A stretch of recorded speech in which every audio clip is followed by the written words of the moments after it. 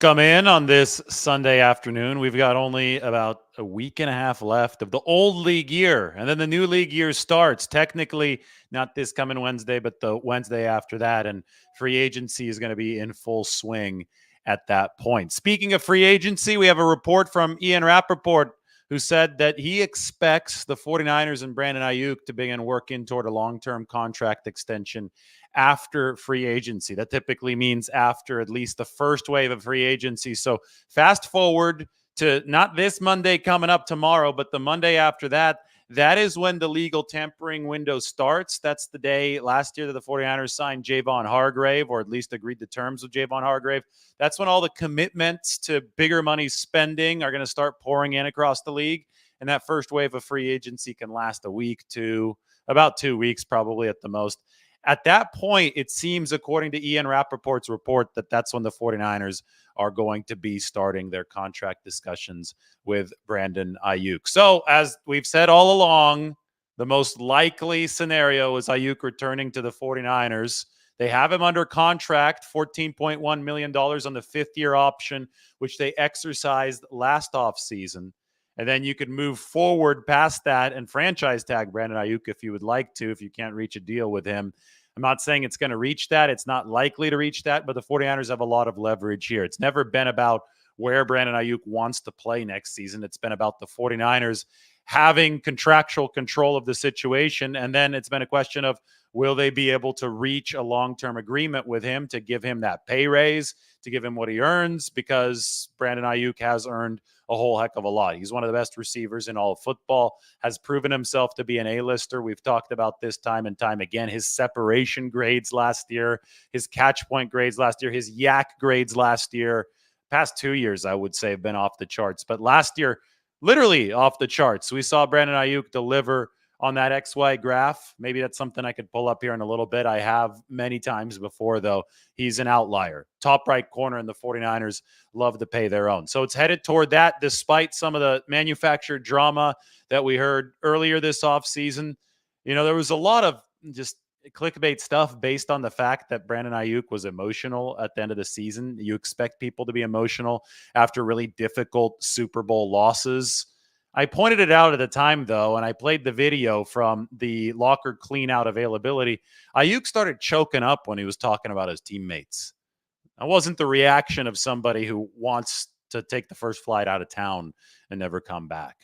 And even if he did want that, the 49ers see Aiyuk's skill set. They see how much he's contributed, not only through all the things I just listed as far as receiving ability, but his ability to block. I mean, he is the ultimate Kyle Shanahan receiver, the ultimate Kyle Shanahan player. So, of course, they want him back. And it's not surprising that Ian Rappaport reported that he expects those contract talks with Brandon Aiyuk to open up after the first wave of free agency, after the 49ers have figured out exactly how much they're going to be spending, what their cap situation is going to be. I mean, speaking of that cap situation, you guys know that I keep really close track of this kind of stuff. Here it is. This is the 2024 salary cap report as it stands right now with the players who are currently projected to make the 53-man roster. I've got Aiyuk on there with the $14.1 million cap hit. I have the 49ers at a projected $18.55 million of room to fill out a 53-man roster with 13 spots left to fill. Now, restructures are obviously possible. I'm going to delve more into that this week. Got another exciting opportunity for you to be interactive with this 49ers roster building this week. But they have enough money to sign Brandon Aiyuk. They want to know exactly how much they're going to commit in that bigger wave of free agency before they begin these contract extension discussions formally. But remember that with Deebo Samuel, it took all the way up until essentially the start of training camp. With Nick Bosa, it took all the way up until nearly week 1 in the 2023 season. So this Aiyuk stuff might go smoother for the 49ers. And it's always been expected that he'd come back. It's just one of those things where it's when can they get this done? Because they have a really good track record of extending A-list players. Meanwhile, a team that doesn't have a great track record of extending A-list players, the Carolina Panthers, really, really strange behavior regarding Brian Burns, their edge rusher, who had just played out his fifth-year option season. So he came into the league a year before Brandon Aiyuk. So Brian Burns' contract is technically set to expire. The Panthers can franchise tag him, but Josina Anderson reported, and I quote, "I'm told the Panthers informed Brian Burns during the combine this past week that they aren't continuing contract talks at this time," per source. So what are the Panthers going to do? They're not going to continue long-term contract talks with a young, productive edge rusher, the type of player that you would like to continue contract talks with. Does that mean they're going to tag him? If you franchise tag him, you're not getting a very good deal as a team, and you're not getting a discount in future years because you're only tagging him for one season. It's a last resort kind of thing if stuff is at a total impasse. A tag and trade might be possible here. Carolina might put the franchise tag on Brian Burns and then trade him so they don't let him walk for nothing, right? Whereas that's possible, a lot of people are going to be talking about Brian Burns and the 49ers because obviously San Francisco has already rated Carolina through the trade market for a superstar in Christian McCaffrey. This guy's going to be really, really expensive.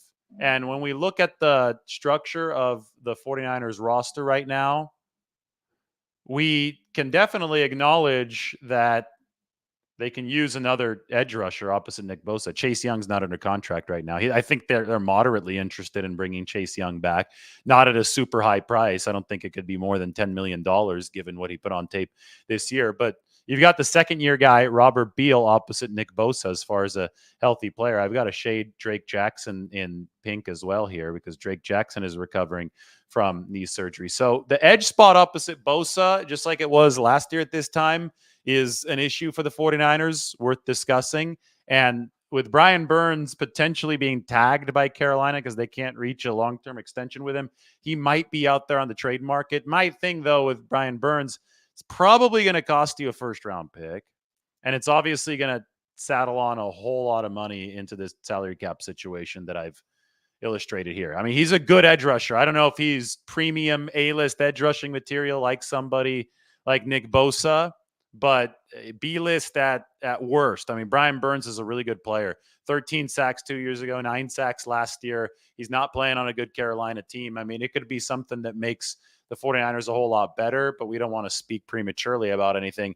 It just seems to me that Carolina is not a well-managed franchise. Burns is a player that you would like to reward, make a foundational piece of your team, and instead they're talking about ceasing contract talks, and that's from Josina Anderson, and presumably franchise tagging him. That could lead to the trade to anywhere. The 49ers acquired Dee Ford in a similar fashion when the Kansas City Chiefs franchise tagged him in 2019, and then the 49ers traded and then got an extension for Dee Ford that season. So they obviously didn't end up playing in that situation. It was a trade, and it was a trade and extension awarded by the 49ers. And I think that any acquisition of Brian Burns, since Carolina's not willing to do it, another team is going to have to pay a lot of money. And at some point, I mean, the 49ers just don't want that sink to overflow. So at some point, they're not going to be able to give out massive contract after massive contract, especially to players who are not homegrown talents. But it is still worth watching that situation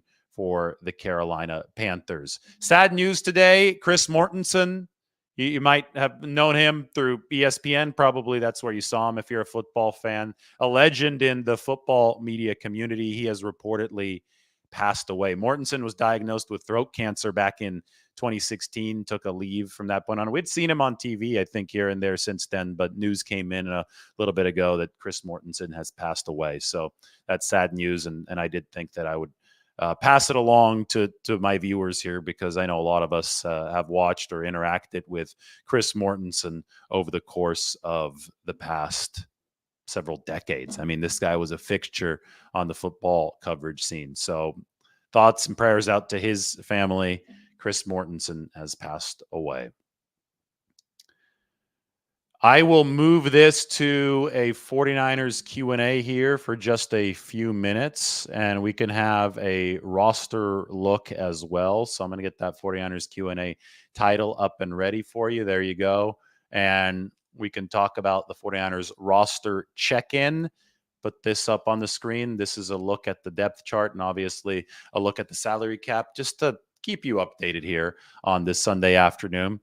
The 49ers, I would expect them to finalize their coaching staff coming up this week. Obviously, Nick Sorenson has been the selection for defensive coordinator, but the 49ers have yet to make an official announcement. Brandon Staley is going to be coming aboard probably as an assistant head coach, but they have yet to make an official announcement. I would expect that to happen. And then I do wonder if the 49ers bring in another staffer or two to round out the assistants under Kyle Shanahan. Remember that they lost, for example, Daryl Tapp, their assistant defensive line coach.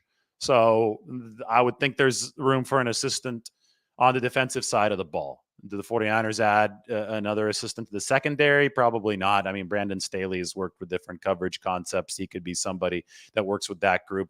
Do they give Chris Kasarik an assistant again at defensive line? Maybe. Or do they give Johnny Holland an assistant at linebackers coach? That's something to watch here over the course of the next week. They lost Clint Kubiak on the offensive side of the ball, who did a lot of the pass game coordinating.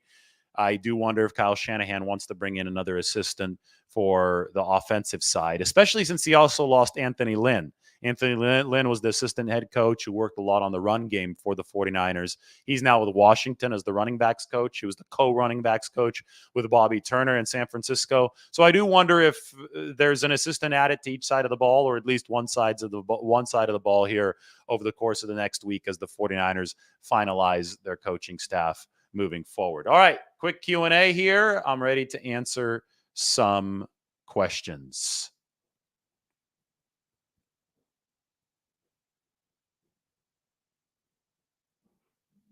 I don't think the 49ers necessarily have to cross a Jawan Jennings existential pay question bridge this offseason because he's not an unrestricted free agent. He's a restricted free agent. So he's going to be playing along different rules. They can tender him either the second round tender, or if they want to, the first round tender, but the second round tender is only $4.9 million. And then if somebody decides to pay him more elsewhere around the league and the 49ers don't want to match that, then they'll get a second round pick back. And I'm sure they'd be happy with that. So I'd expect the RFA tender on Jawan Jennings, unless they can find a deal outside the scope of that. But the fact that the RFA scope exists could give us parameters, could give the 49ers and Jawan Jennings parameters for a potential deal. And if that's the case, then maybe they're able to get a long-term deal done this year and not have to wait another year. That could work in the advantage of both parties. The 49ers can get Jawan Jennings at a more discounted rate than they will next year in case he explodes this season. And Jawan Jennings can get some financial security, and he could get a signing bonus in his bank account now. So you could see the incentive from both parties to get something done on a multi-year level, but it doesn't necessarily mean that it will get done. They're obviously, it could be a game of chicken happening here. It could be a game where neither side decides to blink. And in that case, the 49ers have the tender process to keep Jawan Jennings around for another year at not too high of a cost. In all likelihood, obviously somebody could usurp the 49ers price and outbid them for Jawan Jennings, and he won't come back, but the 49ers would have the right of first refusal. Will Brandon Staley being hired have any influence on acquiring outside talent? Well, first, it depends on what exactly the 49ers are going to ask Brandon Staley to contribute schematically. Are they going to ask him to change the entire front to 3-4? I don't think so. Based on what we've heard, I think they want to keep things the same. So, I mean, somebody like Sebastian Joseph Day, if they do bring him back, he was a Brandon Staley guy with the Rams and with the Chargers, they're going to have to continue his conversion to become a 4-3 lineman, a penetrating lineman, instead of the 3-4 space eater that he was with the Chargers and the Rams. And that was the big shift that Sebastian Joseph Day had to make in a short period of time this year. I don't think he quite had enough time. And because of that, he didn't really play. So I think from that perspective, I don't think that you're going to bring in guys to play a Staley front. I think you're going to bring in guys to play the Kasarik 49ers front. And Brandon Staley is going to have to work with that. I don't know what the extent of his duties is exactly going to be. I do know that he's not going to be the play caller. That's going to belong to Nick Sorenson. And I do know that Brandon Staley is going to bring in some of his schematic ideas, many of which were very effective over his time as a defensive mind previously with the Rams and the Chargers. So we'll see how that all melds with the 49ers system. But they do want to keep a lot of stuff smooth sailing. They want to keep a lot of the stuff constant. And if you want to keep a lot of the stuff constant, you're probably not going to be looking for too many different players. You have to remember that Brandon Staley is not a head coach. He's not even a coordinator. So the likelihood of the 49ers bending over backwards to bring players to fit him just doesn't seem really plausible, right? It seems more like Brandon Staley is going to have to infuse his ideas and fit his ideas into the existing framework of the 49ers defense. Well, somebody here wants the 49ers to draft Luke McCaffrey, Christian's brother, so the 49ers can run some trick plays. I've seen that. I've seen the dream 49ers draft, all the relatives, right? Luke McCaffrey, Brendan Rice, Frank Gore Jr. We can all have fun with it. But the thing is, every time everybody talks about an individual prospect, the math says there's about a 0.4% chance of the 49ers actually ending up with that player right now. So I like to wait till there's a little bit more clarity. You've got the combine just rolling on TV throughout the whole thing. I think it's finally over now. I obviously was there for the first 4 or 5 days. You get so many prospects, so much information, but the pool is so big, and the chances that the 49ers grab any given guy with one of their 11 picks is so low that I really, really like to see the official visit list. And that's not going to start happening until the next few weeks.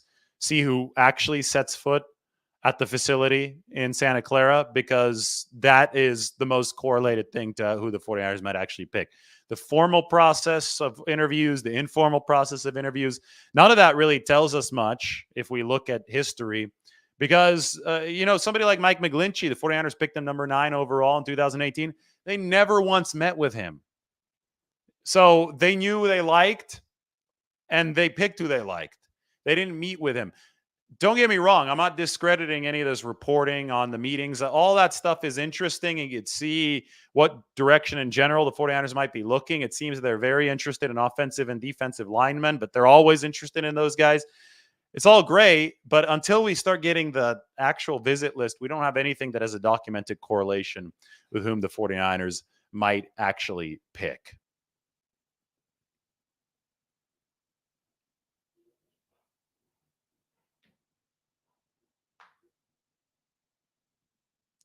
We had a question about what would benefit the 49ers more. I think all of the above. I mean, there's 3 options here. A lockdown corner opposite Ward. Now, this right here, that they're pretty damn good right now at outside corner with Ward and Lenore. The problem is that third corner. So I don't know if you want to draft somebody who could play right in the slot, or if you want to pick somebody that's so good that they can allow Diamond Lenore to move into the slot. But I think the 2 outside corners are really good. The caveat there is the slot cornerback position. A large run-swallowing defensive tackle next to Hargrave.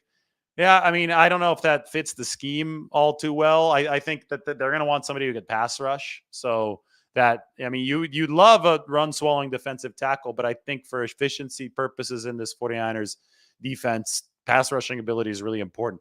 That's why the linebackers are so important, because if pass rush is the specialty of the linemen, especially the interior guys, the linebackers are going to have to make up for some run defense lapses in front of them. Or a big-time edge rusher opposite Bosa. Well, I think that would probably be the most impactful addition. You get an impactful guy opposite Nick Bosa in this defense, it'd be hard to not guide it to the number 1 or number 2 ranking in the league.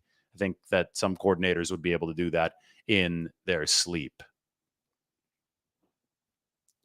How much cap space do the 49ers have? Right here, everything matters. Like, you're going to see all the over the cap stuff, which shows the 49ers right at the cap or right near there in terms of the off-season numbers. And that's great. But in the offseason, only the top 51 most expensive contracts count. And it's just a much more fungible total than what ends up happening at 53-man roster cut down day. And that's what I bring you. I bring you a projection that you can't get anywhere else on the internet, what the 49ers projected roster looks like against the cap. And I've got $18.55 million. They can make restructures at any time to open up some more space. They can open up to $98 million in restructures. You don't want to do that too much. You don't want to push too much of the money into the future, because you want to stay as financially sustainable as possible. But this number right here, $18.55 million, does show you that the 49ers have some money to play with. The increase in the cap has really smiled on them this year.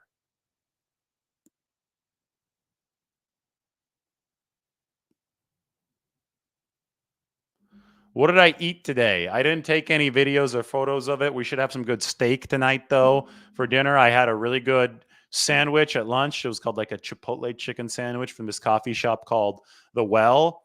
And then my wife this morning made some steak and eggs, like eggs in jail, they call them, for breakfast. Margot made some really good steak and eggs this morning. So I did eat well, did not photograph it. I'll get on that. We'll have some good food over the course of this week. We're taking our first trip of the off season a little bit later this week. Surprise destination. Let you guys know from where we're at. And then free agency is going to start. So I'm going to have to buckle back in and work before we do any more travel after that.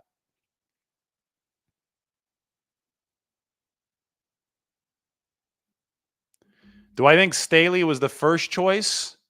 No. Well, Staley very obviously wasn't the first choice. Guys, they did not hire Brandon Staley to be the defensive coordinator. They hired Nick Sorenson. So obviously Sorenson was higher up on the list than Brandon Staley.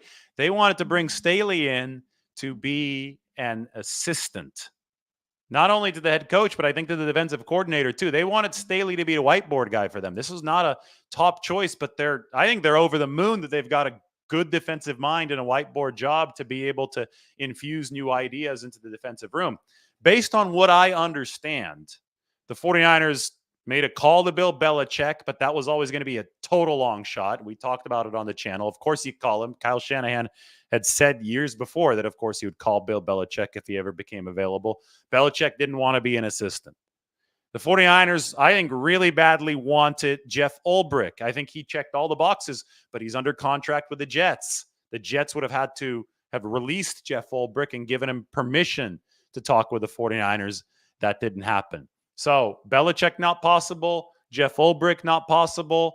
49ers decided to go internal with Nick Sorenson, rising star on their coaching staff, has done good work for them over the past 2 years, ties back to the Seattle system where he coached the defensive backfield, the Legion of Boom, all that. They got Nick Sorenson, who's going to be a first-time play caller to help support Nick Sorenson. They've got an accomplished coordinator, it's undeniable, in Brandon Staley on the staff now as well. But it's not like they're just going down the list and they say, oh, well, we've got to back into Brandon Staley, or this was our first choice. This guy is not even a defensive coordinator. He is being hired to an auxiliary position on the coaching staff. And that delineation is really important to make, because last year they brought in outside ideas with Steve Wilkes, but they made him the defensive coordinator right off the bat. And that was a risky proposition. That was like trying to thread a needle, right? And it didn't work out. They weren't able to really meld that philosophy with what they were already doing, which is what the goal was. This year, they're bringing the new ideas in via a guy who's not in that defensive coordinator role. So the 49ers think it could be a more delicate and successful process. I would be surprised if Pete Carroll got a call. It's been years since he's called the defense, and even his teams in Seattle stopped running the defense the 49ers are running now. So I would be really, really surprised. I think Belichick was a much more legitimate call for the 49ers than Pete Carroll.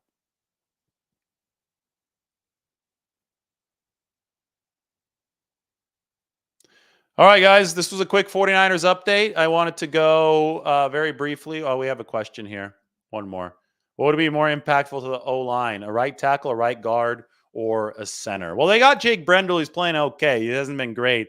The true weaknesses have been right guard and right tackle. That's, the guy I always talk about is Graham Barton out of Duke, who's played both tackles, including the right side. And I think he could play right guard immediately at the NFL level. He's looked good at the combine and can maybe play center in the future. So somebody who's versatile, who could play both right guard and center, might be nice for the 49ers. But right tackle is so damn important in the scheme. There's a reason why more valuable draft capital is often allotted to that right tackle position. So I think that would be probably the most impactful right away. That being said, they had some bad lapses at right guard, including at the biggest moment of the Super Bowl. So I think you've got to invest in this offensive line in a multi-pronged approach. It can't just be one player.